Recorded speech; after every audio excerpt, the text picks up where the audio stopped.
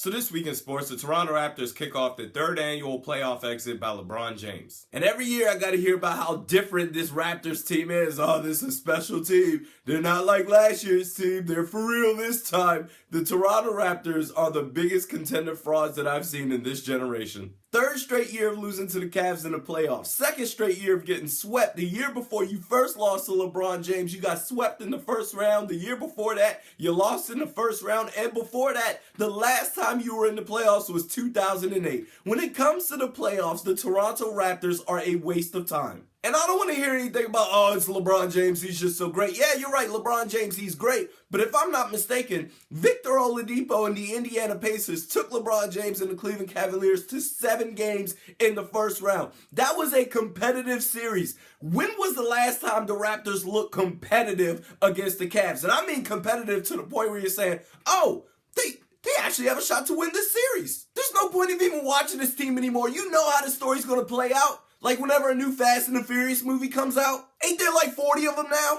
Hey man, you gonna see that new Fast and the Furious movie? No, for what? You know what's gonna happen. Somebody's gonna owe somebody money or someone's life is in danger. And the only way to solve that problem is to get in the car and drive really, really fast. This is not the same Raptors team. I'm telling you.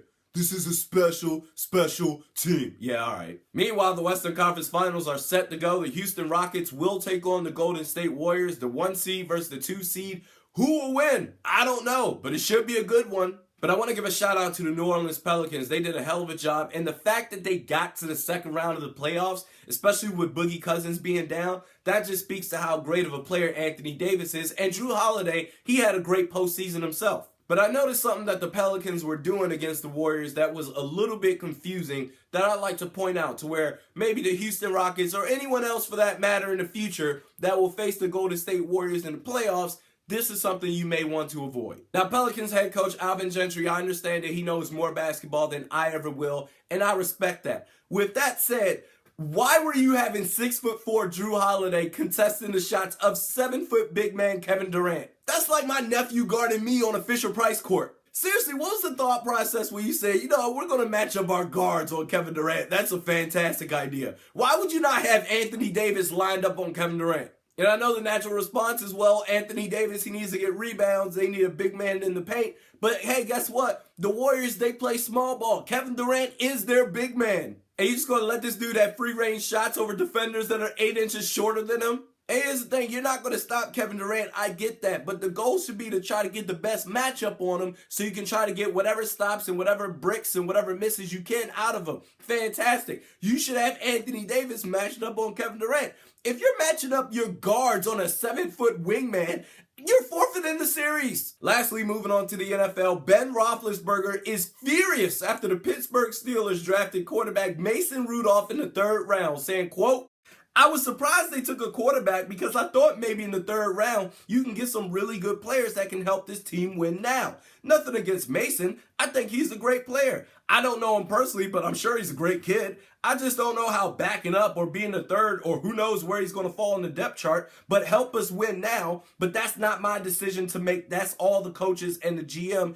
and owner. If they feel like he can help our team, so be it. But I was a little surprised.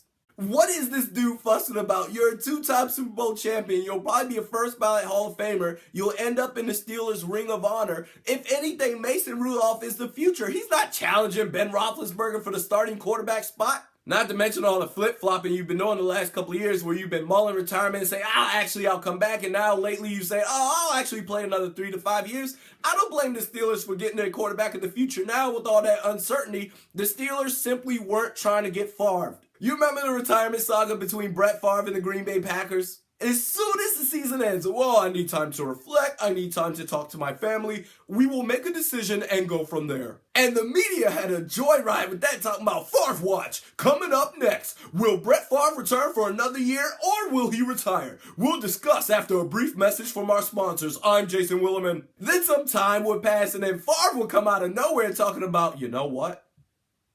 I think I'm going to play.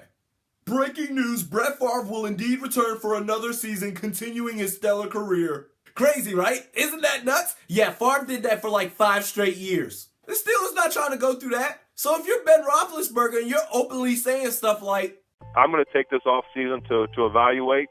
to consider all options, to consider health and family and things like that, and just kind of take some time away to evaluate next season, if there's going to be a next season. Or, you doing anything there? Why is that? Don't think so, but maybe I am. Maybe I don't have it anymore. the only response for the team is to prepare for life after you.